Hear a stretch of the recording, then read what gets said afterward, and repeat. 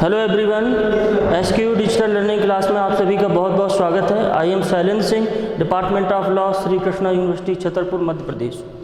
आज हम स्टार्ट करने वाले हैं इंडियन पीनल कोड, भारतीय दंड संहिता, जिसको उर्दू में ताज़-ए-रात हिंद के नाम से भी जाना जाता है।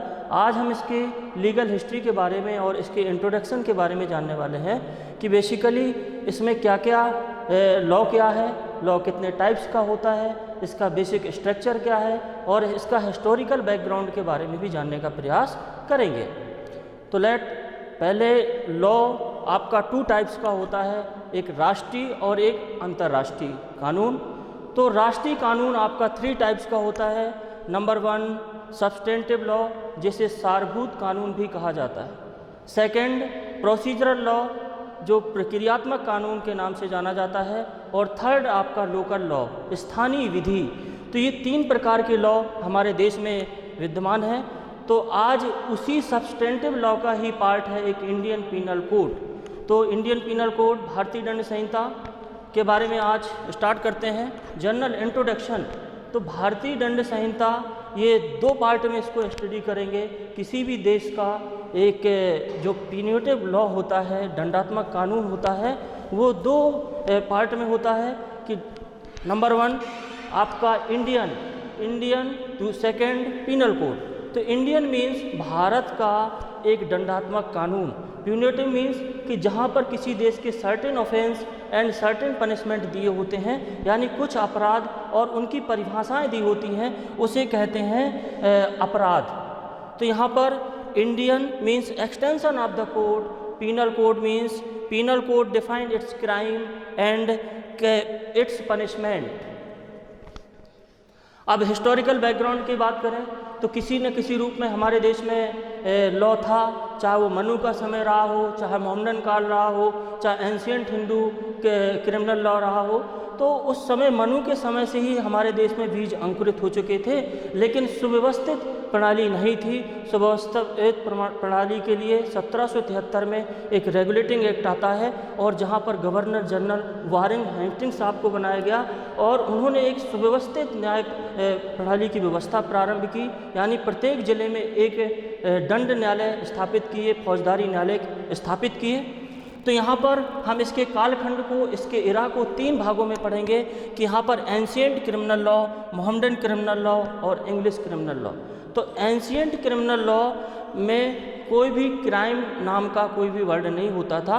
वहाँ ऐसा मानना था कि ये एक पाप है। अगर कोई किसी के विरुद्ध कोई ऐसा कोई एक्ट या ओमिशन करता था तो उसे पाप की संज्ञा दी जाती थी और ये कहा जाता था कि सोसाइटी में हर रोज़ होते रहते हैं और उसको रॉन्ग के रूप में जाना जाता था और वही आगे चल के सिविल रॉन्ग बनेगा।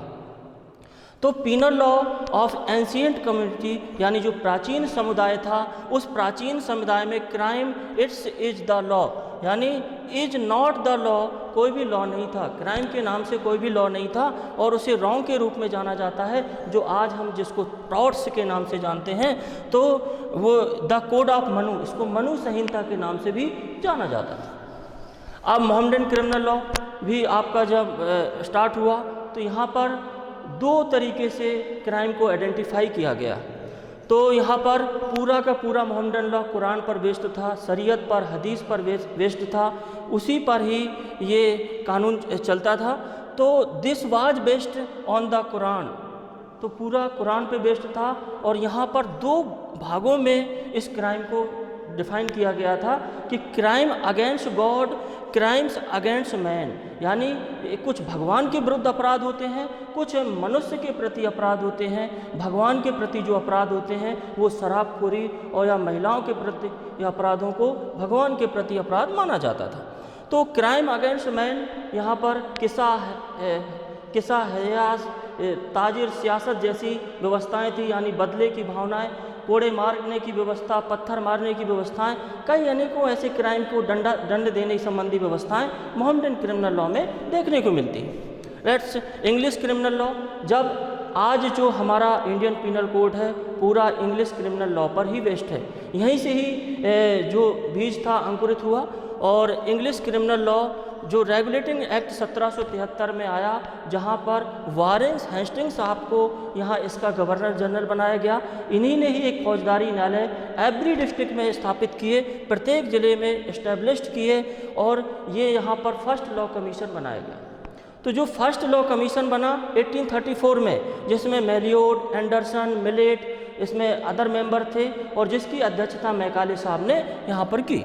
तो ये पूरा फिर लेजिस्लेटिव काउंसिल के पास 1837 में पेश किया गया।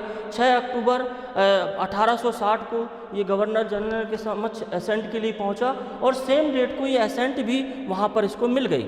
लेकिन ये केम इनटू फोर्स 1 जनवरी 1862, यानी 1 जनवरी 1862 से ही भारतीय दंड संहिता प्रवर्तन में आई। तो वही चीज़ यहाँ पर first law commission was appointed 1834। फिर उसके बाद इसमें जो जो मेंबर थे,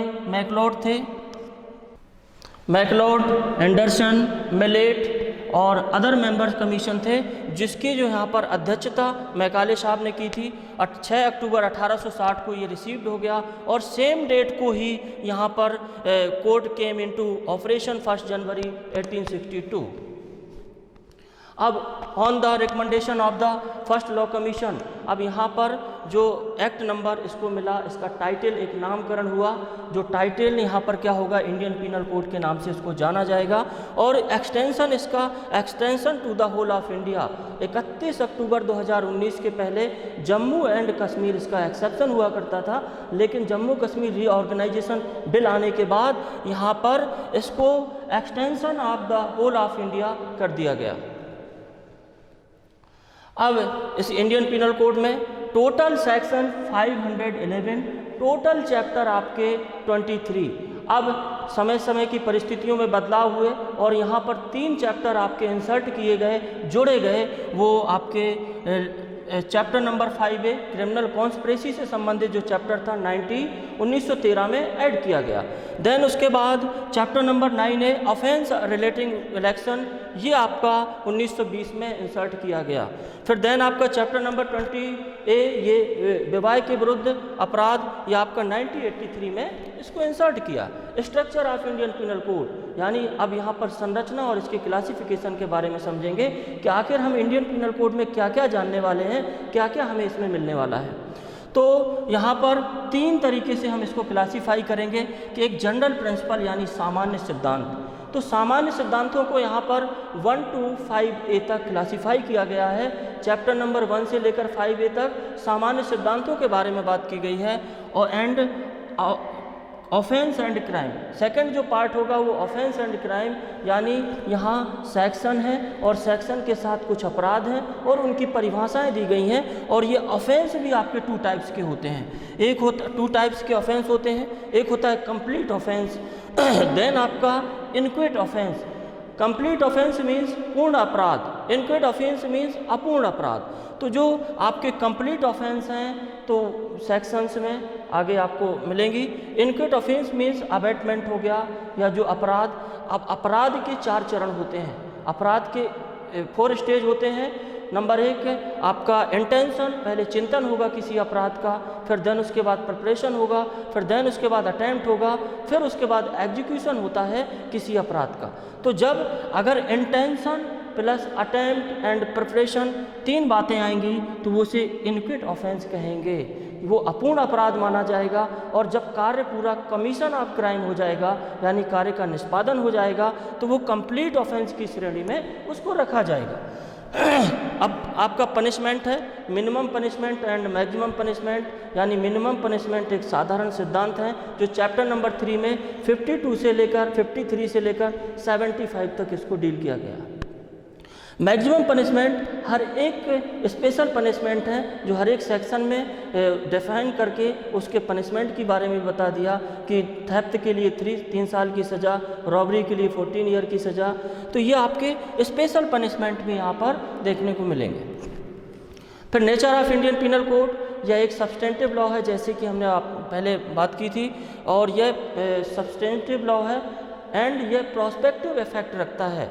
तो यहाँ पर लॉ भी 2 तरीके से होता है, एक प्रोस्पेक्टिव इफेक्ट होता है और एक रेट्रोस्पेक्टिव इफेक्ट होता है।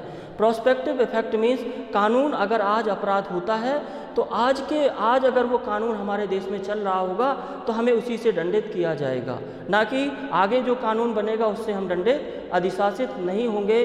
उसका एग्जाम्पल दिल्ली रेप कांड हुआ, फिर उसके बाद 2013 में एक अमेंडमेंट आता है और जो उसके नाबालिग एडल्ट वो पर्सन थे, माइनर थे, उनको सज़ा नहीं दी गई क्योंकि उस समय कानून नहीं था। लेकिन आज कानून आ गया है और अगर आज की स्थिति में वो अपराध होगा, आज जो कानून चल रहा होगा उसी कानून से यहाँ पर दंडित किया जाएगा। तो प्रोस्पेक्टिव लॉ यानी उसको कहते हैं भविष्य लक्षी प्रभाव से ही कानून लागू होते हैं। लेकिन जो प्रोसीजरल लॉ होता है वो प्रोस्पेक्टिव रेट्रोस्पेक्टिव इफेक्ट से भी अगर लेजिस्लेचर चाहे तो वहाँ पर उसको किया जा सकता है। तो Indian penal code is a substantive law, effect of this law is prospective. यह एक प्रोस्पेक्टिव लॉ है। तो यहाँ पर ये हमने nature of Indian penal code को समझने का प्रयास किया।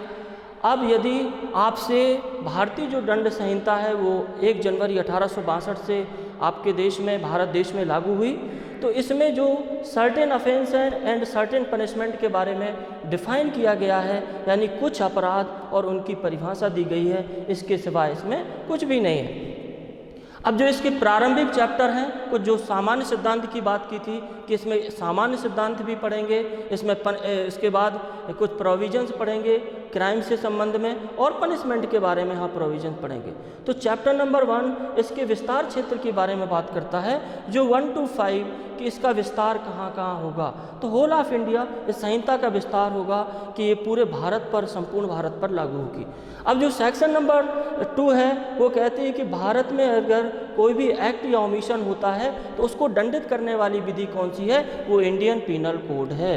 यानी अदरवाइज नॉट, आपको भारत में अगर कोई एक्ट या ओमिशन होता है तो उसके लिए दंडित करने वाली विधि है आपकी Indian penal code, otherwise not, और कोई विधि नहीं है। फिर उसके बाद सेक्शन नंबर 3 कहता है कि अगर भारत का कोई नागरिक विदेश में जाता है और वहाँ कोई अपराध करता है तो वहाँ अगर उस अपराध की सज़ा नहीं भी होगी उस देश में, उस कंट्री में, तब भी as a treat of India किया जाएगा और उसका यहाँ पर ट्रायल चलाया जाएगा और उसे दंडित किया जाएगा। सेक्शन नंबर 4 बात कर रही है कि अगर यहाँ पर एक्स्ट्रा टेरिटोरियल राज्य क्षेत्रातीत अपराधों का विस्तार, जो राज्य क्षेत्रातीत अपराध हैं यानी उन ऑफेंस पर इंडियन पिनल कोड का क्या विस्तार होगा।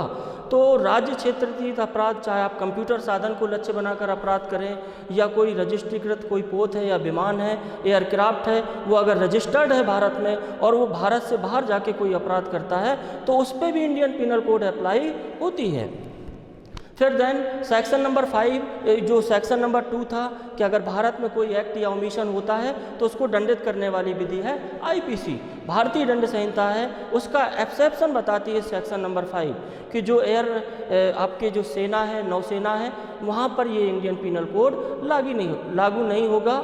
वहाँ पर आर्मी फोर्स के जो भी रूल्स रेगुलेशन होंगे, जो लॉ होंगे, वहाँ पर एप्लीकेबल होंगे। अब जो इसका चैप्टर नंबर 2 है वो 6 से लेकर 52 एक जनरल एक्सप्लेनेशन की बात कर रहा था इंडियन पिनल कोड की, कि जो हमें आगे शब्द आने वाले हैं उन शब्दों को यहाँ पर परिभाषित कर दिया गया है कि जेंडर क्या है, पर्सन क्या है, पब्लिक सर्वेंट क्या होगा, कोर्ट क्या है, न्यायाधीश क्या है। तो ये सारी डेफिनेशन को जनरल एक्सप्लेनेशन में यहाँ पर रखा गया है कि रॉन्गफुल गेन क्या है, फ्रॉडुलेंटली किसे कहेंगे, जो आपका डिसऑनेस्टली क्या होगा, रीजन टू बिलीव क्या होगा, वैल्यूएबल सिक्योरिटी क्या होगी, कॉमन इंटेंशन क्या है। इन सभी शब्दों को चैप्टर नंबर 2 में डिफाइन किया गया है सब आगे आने वाले शब्दों को समझने के लिए। फिर चैप्टर नंबर 3 पनिशमेंट की बात करता है कि भारत में कितने प्रकार के पनिशमेंट होंगे। अगर भारत में कोई व्यक्ति है, भारत का नागरिक है, कोई अपराध करता है तो भारत में उसे मैक्सिमम कितनी सज़ा हो सकती है। तो यहाँ पर हमारे भारत देश में 5 प्रकार के दंड दिए गए हैं कि अगर कोई भी अपराध होगा तो 5 में से किसी एक प्रकार का दंड देकर उसको जस्टिस या इंसाफ दिया जा सकता है और इसके अलावा और कुछ नहीं। यानी आप डेथ पनिशमेंट दे सकते हैं, उसको लाइफ इम्प्रिजनमेंट दे सकते हैं जिसको आजीवन कारावास भी कहते हैं, और या कारावास दे सकते हैं। कारावास सादा हो सकता है या कठोर हो सकता है। संपत्ति को फोरफीचर कर सकते हैं, संपत्ति का समापन कर सकते हैं, या उस पर फाइन इम्पोज किया जा सकता है। ये 5 ही ऐसे दंडात्मक प्रोविजंस हैं कि 5 में से कोई एक दंड देकर वहाँ पर सजा दी जाएगी। अब जुर्माने की राशि क्या होगी? जो आपने जुर्माना अमर्यादित हो सकता है, अत्याधिक नहीं हो सकता है। अगर दंडाविस्त की गणना करना है, फ्रैक्सेशन करना है, तो जो आजीवन कारावास है उसको 20 वर्ष के तुल्य समझा जाता है। फिर चैप्टर नंबर 4 जनरल एक्सप्लेनेशन की बात करता है कि कोई भी एडवोकेट है, न्यायाधीश है, अगर एडवोकेट अपने क्लाइंट को बचाना चाहता है तो उसको इस चैप्टर के लिए बहुत अत्यंत उपयोगी है और इसकी जानकारी उसको होनी चाहिए। अगर कोई FIR चार्जशीट आई और वो उसके पेश की गई तो वो एक प्रकार से आरोपी है। अब उस आरोपी को आप कैसे बचाएंगे? तो वहाँ उसका बचाव सेफगार्ड चैप्टर नंबर 4 एक जनरल एक्सेप्शन के रूप में दिए जा रहे हैं 76 से लेकर 106। या तो आप कहेंगे कि 7 वर्ष से कम आयु के द्वारा बच्चे से किया गया अपराध कोई अपराध नहीं है, या यह तथ्य की भूल है या विधि की भूल है, तो तथ्य की भूल क्षमा योग्य है, विधि की भूल क्षमा योग्य नहीं है, या न्यायिकता कार्य करते हुए न्यायाधीश के कार्य हैं या न्यायालय के आदेश के अनुसरण में किए गए कार्य हैं। मान लीजिए न्यायाधीश ने अगर किसी को डेथ पनिशमेंट दी तो वो किसी अपराध का दोषी नहीं है, क्योंकि वह कार्य उसने गुड फेथ में किया है। या कोई कार्य एक्सीडेंट में होता है, अगर वह कानूनी ढंग से, कानूनी साधन से किया जाता है तो वो दैट इज एक्सीडेंटल होगा, उसको एक्सीडेंटल प्रूव करना होगा। डॉक्ट्रिन ऑफ नेसेसिटी का सिद्धांत है सेक्शन नंबर 81 में आवश्यकता का सिद्धांत कि अगर बड़ी हानि को बचाने के लिए छोटी हानि कारित करनी पड़ जाए तो ये डॉक्ट्रिन ऑफ नेसेसिटी कहलाएगी। अनसाउंड माइंड यानी जो विकृत व्यक्ति है, जो पागल व्यक्ति है, उसके द्वारा किया गया अपराध कोई अपराध नहीं माना जाता है और ये क्षमा योग्य होता है। फिर ड्रिंकिंग के कुछ प्रोविजंस हैं, ऐच्छिक मत्तता और अनैच्छिक मत्तता। एक वॉलेंटरी नॉट फिट इंजूरिया की सम्मति के द्वारा किए गए कार्य कोई अपराध नहीं है। दो व्यक्ति अगर पहलवान हैं, वो कुश्ती लड़ रहे हैं और उसमें किसी को इंजर्ड होता है तो ये कोई अपराध नहीं माना जाएगा। अगर वो एक्सीडेंटल है या कोई इस प्रकार से प्री प्लान नहीं है तो वहाँ पर वो क्षमा योग्य होंगे। तो इस प्रकार के प्रोविजंस हैं यहाँ पर चैप्टर नंबर 4 में। फिर देन इसके बाद प्राइवेट डिफेंस एक कॉन्सेप्ट मिलेगा आपको जो 96 से लेकर 106। तो प्राइवेट डिफेंस यानी यह एक ऐसा अधिकार है जो एक व्यक्ति को मिलता है और ये जीवन जीने के लिए बहुत अत्यंत आवश्यक होता है। तो वह कोई बात अपराध नहीं जो अगर सेल्फ डिफेंस में किया जाए। 96 इसके बारे में स्पेशल प्रोविज़न करती है। ये प्रावधान इसलिए डाले गए कि यहाँ पर कोई व्यक्ति कितना भी राज्य कितने भी अधिक शक्तिशालियों वाला क्यों ना हो, लेकिन वह प्रत्येक पर्सन के लिए एक पुलिसकर्मी या सुरक्षाकर्मी नहीं दे सकता है। इसलिए व्यक्ति को अपनी सुरक्षा, अपनी सावधानी स्वयं करनी होगी। तो भारत में संपत्ति और शरीर की सुरक्षा करने के लिए यहाँ पर प्राइवेट डिफेंस का एक अधिकार दिया गया कि अगर आपके विरुद्ध कोई व्यक्ति अटैक करता है आपकी प्रॉपर्टी पर, आपकी बॉडी पर, तो आपको ये अधिकार है कि आप उस पर हमलावर हो सकते हैं और उतनी हानि या उतना नुकसान उसको पहुंचा सकते हैं जितना वह व्यक्ति पहुंचा रहा। तो इसको कुछ निर्बंधों के साथ इसका एक सेपरेट लेक्चर बनाएंगे और इसको पढ़ने का प्रयास करेंगे। देन आपके अबैटमेंट तो सेपरेट लेक्चर में आगे और डिस्कस करेंगे इसको। कॉन्सेप्ट ऑफ क्राइम क्या होता है। Thank you.